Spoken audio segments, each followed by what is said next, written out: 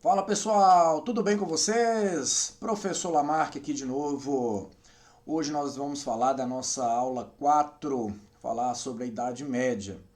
A nossa aula hoje ela vai ser um pouquinho longa, tá galera? Porque é muito assunto, vou tentar condensar ao máximo aqui em uma aula só, tá? Pra gente não precisar estar dividindo a aula. E, e vamos ver como é que vai ficar isso aí, tá bom? Não esquece de se inscrever no canal, deixar o seu like, compartilhar, por favor.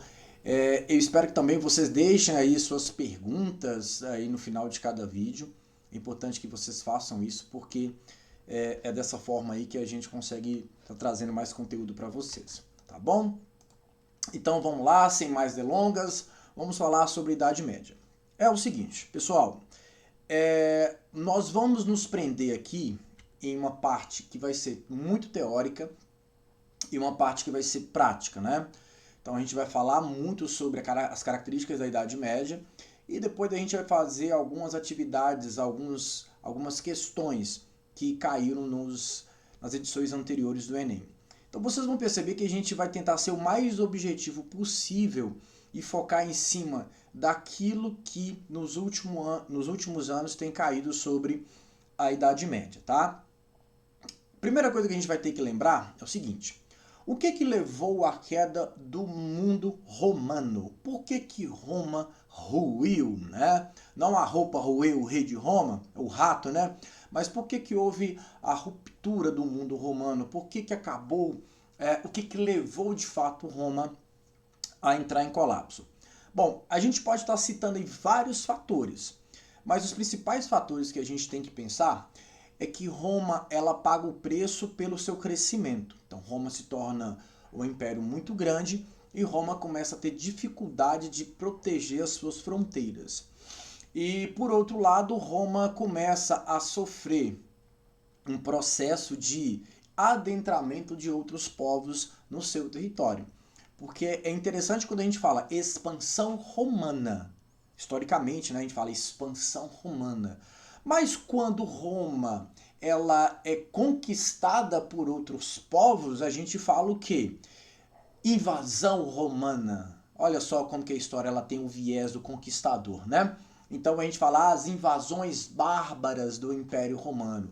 E a gente não pensa do outro lado, né? As conquistas bárbaras dos povos germânicos no Império Romano.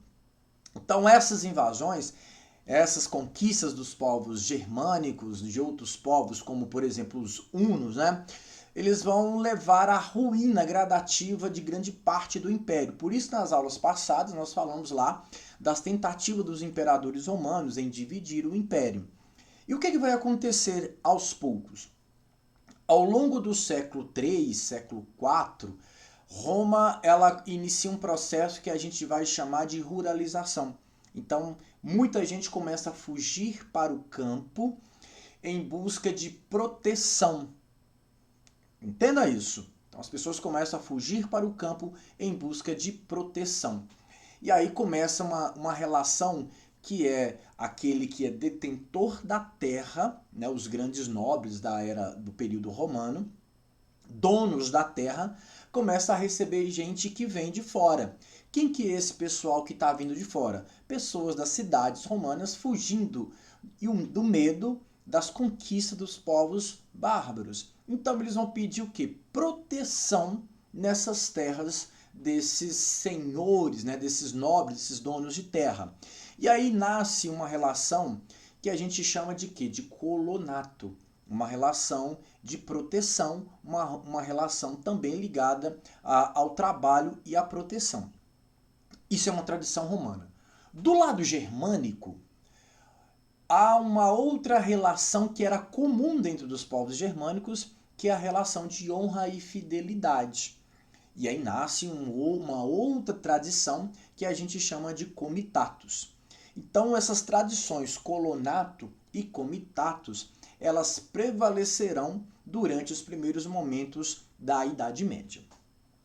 No ano de 476 depois de Cristo, já na era cristã, o que nós temos? A invasão do Império Romano, né, pelos Érulos, né? A invasão dos Érulos, ou a conquista dos Érulos no Império Romano do Ocidente, porque o Oriente foi dividido, né, então ficou Império Romano do Ocidente e Império Romano do Oriente, que a gente chama de Império Bizantino.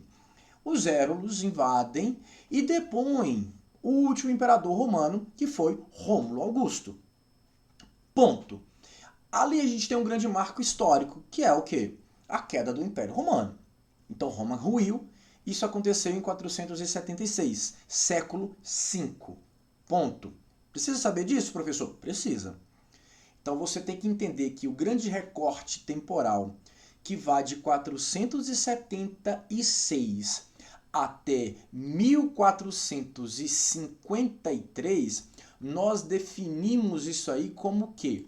Como Idade Média. Então a Idade Média representa basicamente da queda do Império Romano aqui até o que a gente tradicionalmente chama de tomada, invasão, queda de Constantinopla, que é um símbolo do mundo antigo. Constantinopla será a capital lá do Império Bizantino, ou seja, a outra parte do Império Romano, chamada de Império Romano do Oriente, mas depois rebatizada para Império Bizantino. Ok, então você precisa compreender tudo isso aí, beleza?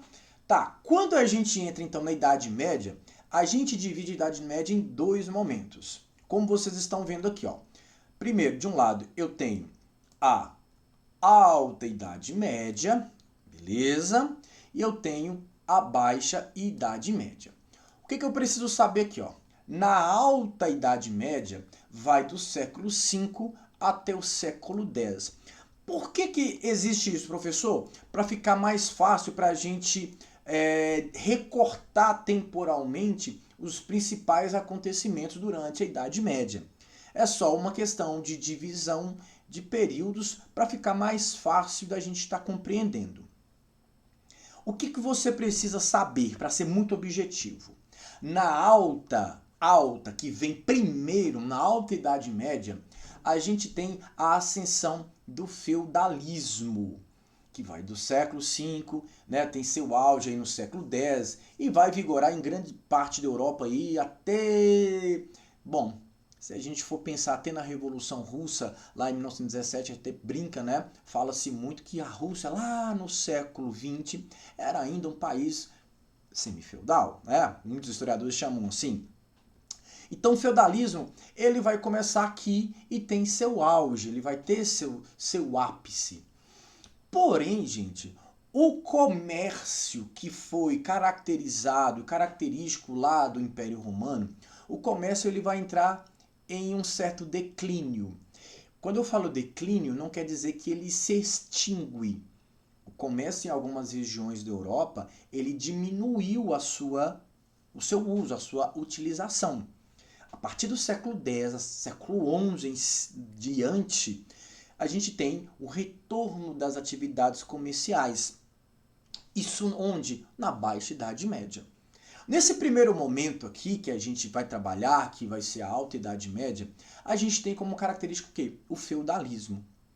Então o feudalismo ele caracteriza-se por um sistema econômico, político, social, que tinha como base a terra, era um sistema autossuficiente de subsistência, com comércio muito limitado nas trocas e um pouco, quase nenhum uso de moeda. Copia essa frase porque isso é muito importante, tá? Então você tem a formação do feudalismo, a decadência do comércio e uma ruralização econômica, que são características lá do feudalismo. O feudalismo ele é caracterizado por relações servis e relações de sucerania e vassalagem. Dentro do mundo feudal você tem uma divisão e um loteamento de terras que você vai lembrar disso, né? O manso senhorial, o manso servil, o manso comunal, que eram as divisões territoriais que existiam dentro do mundo feudal. Outro ponto importante é que eu tenho uma sociedade que é extremamente arregimentada, é uma sociedade estamental, definida pelo critério de nascimento. É um momento em que a Igreja Católica ela vai ganhar muito poder, muita força e vai determinar, por exemplo, a decisão da vida das pessoas. Então você tem uma sociedade que é estamental, definida principalmente pelo nascimento, tá? O poder do mundo feudal está relacionado à terra. Então o feudo, ele é o objeto de poder. Tranquilo? O feudo é objeto de poder. Então, por exemplo, ao receber um feudo, você passa por um processo que era muito comum, que a gente vê em desenhos e vê em filmes, que é quando você tem um servo que ajoelha frente a um nobre que bate a espada. Aqui você está promovendo um rito para você receber o benefício que é o uso da terra do senhor feudal. Beleza? As relações de sucerania, ela existe, né? É relação que vai estabelecer-se entre nobres, em um nobre mais poderoso e um nobre menos poderoso, tá?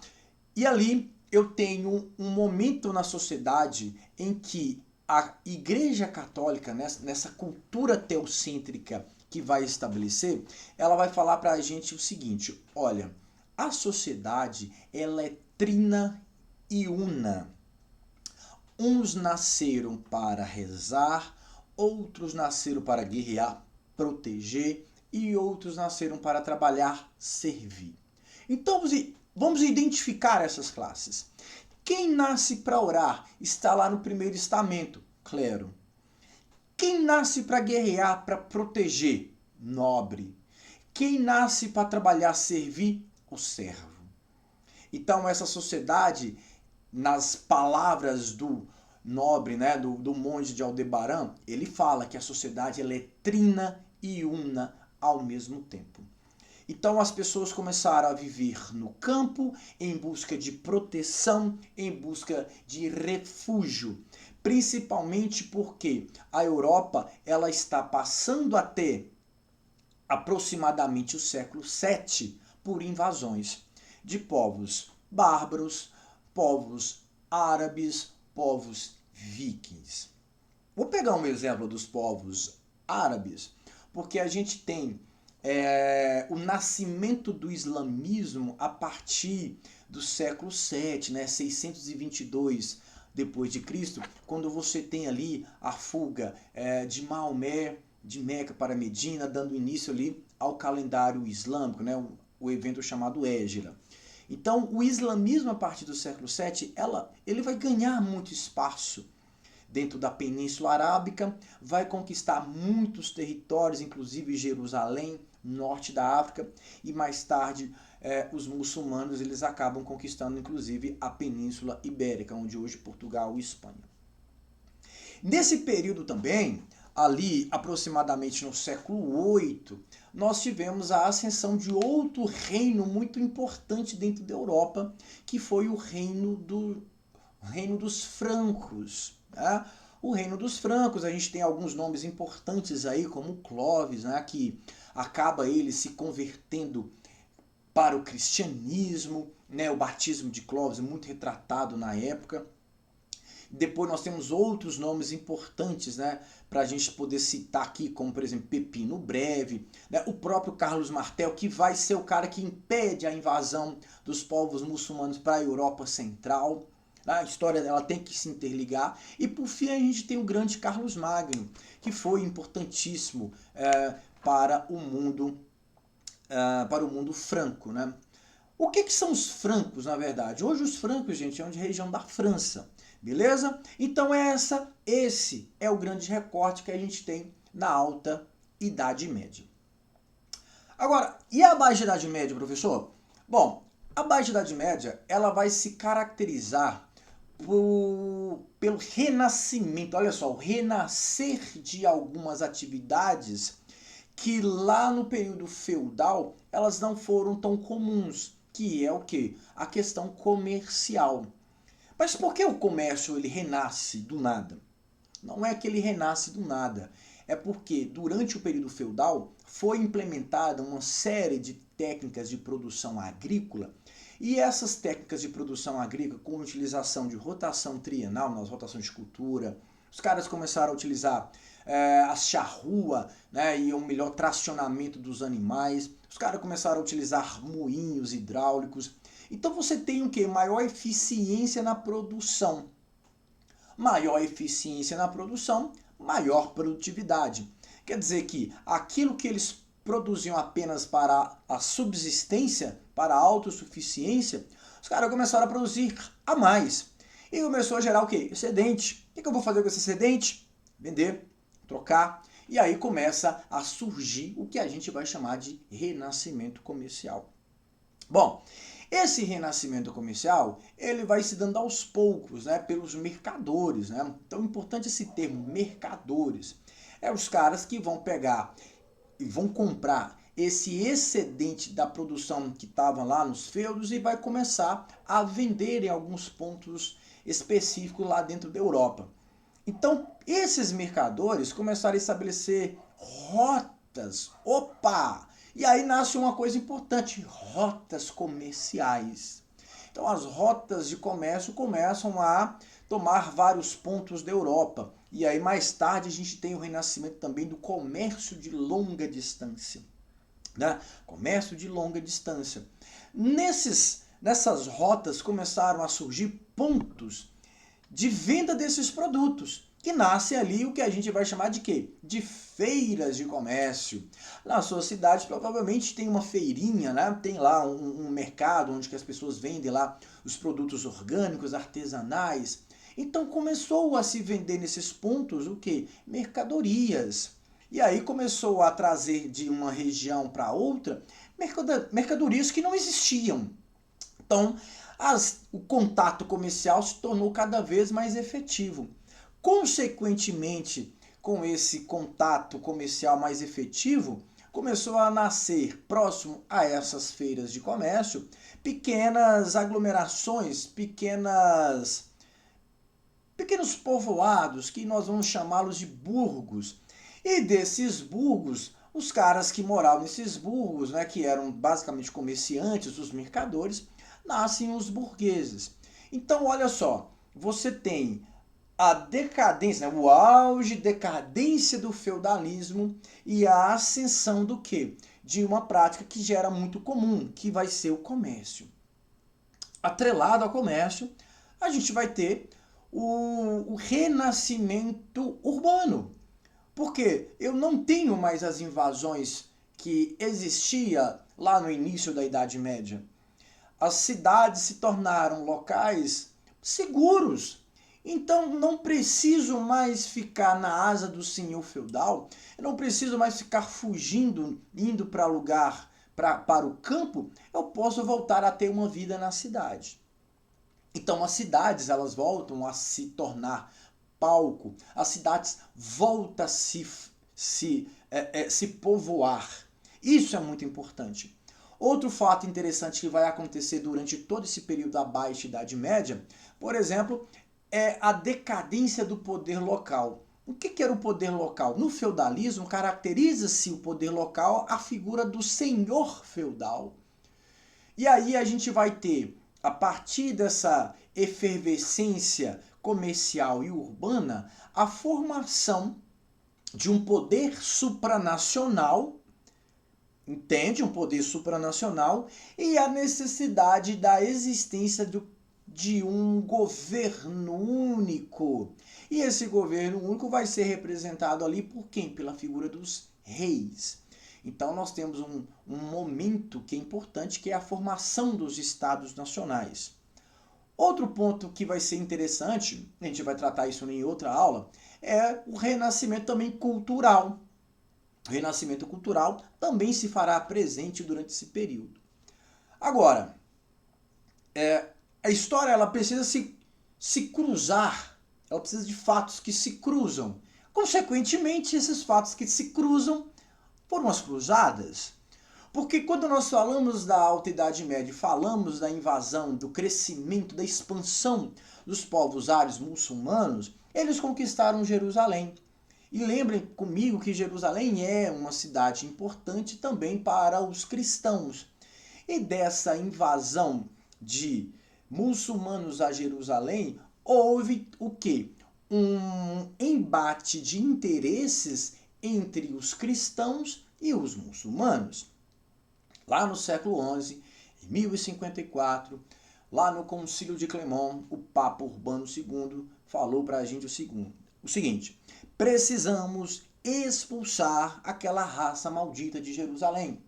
E aí dá início a um movimento que teve um deslocamento populacional de nobres, de pessoas mais simples para a região de Jerusalém, cujo objetivo inicial era religioso, que depois se torna um objetivo político e principalmente um objetivo econômico, porque a principal consequência desse evento vai ser econômico, porque os europeus terão contato com a cultura, com os produtos do Oriente. Então a Europa ela começa a vivenciar um novo momento, né? E aí de fato um renascimento, principalmente na questão comercial.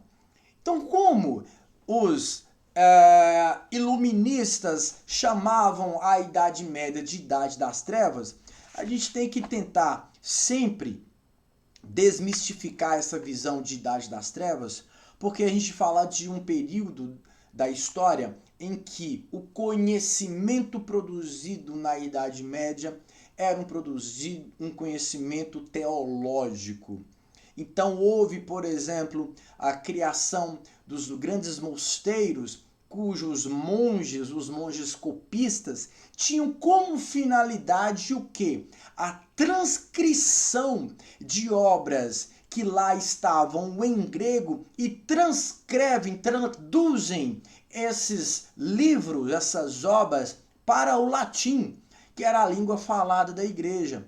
Então a importância dos monges, ela é muito grande por preservar a cultura greco-romana. Claro que nesse cenário a igreja procurou de todas as formas proibir a divulgação de conhecimentos que não fossem conhecimentos ligados à teologia católica, à teologia cristã.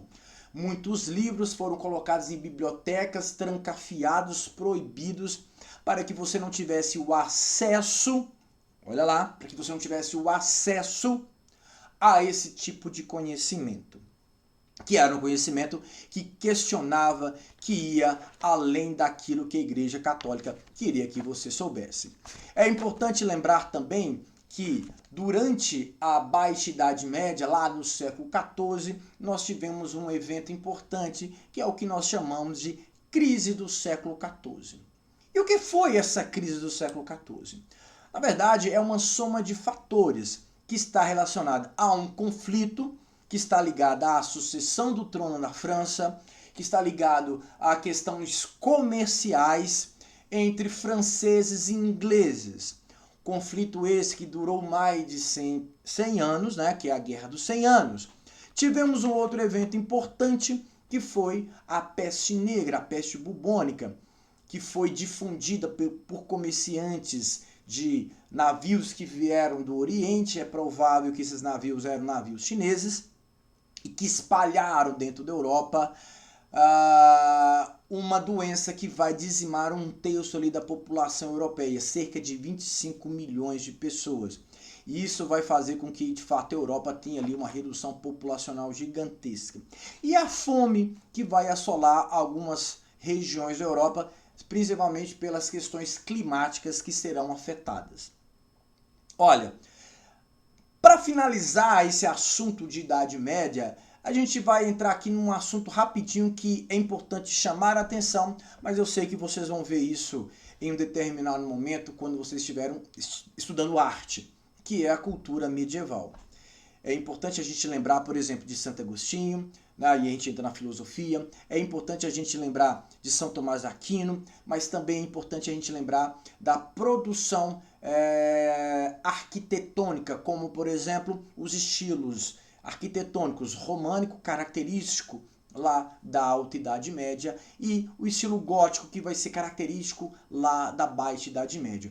Por quê? As fortalezas de Cristo, né, que eram construções maciças, pesadas, simples, né, pouquíssimas janelas, né, que tinha a visão de fortalezas de Cristo, elas são caracterizadas lá do feudalismo, na cultura mais rural. As catedrais, como por exemplo Notre Dame, né, Chartres, é caracterizado por quê? Pela leveza, graciosidade, a verticalidade, né, grandes janelas, né, grandes vitrais, luz, muita luz. Isso já é característico quê? Das cidades, ok? Pessoal, eu vou dar um recorte nesse vídeo e aí eu vou dar sequência na resolução de atividades no vídeo seguinte. Então, fica aí como aula 4, parte 1, nós teremos aula 4, parte 2. Valeu! Não deixa de curtir o vídeo, não deixa de deixar o seu like, né? E principalmente compartilha, comenta, faz o comentário aí, tá bom? Valeu, gente, forte abraço e até mais. Obrigado pela atenção de vocês aí.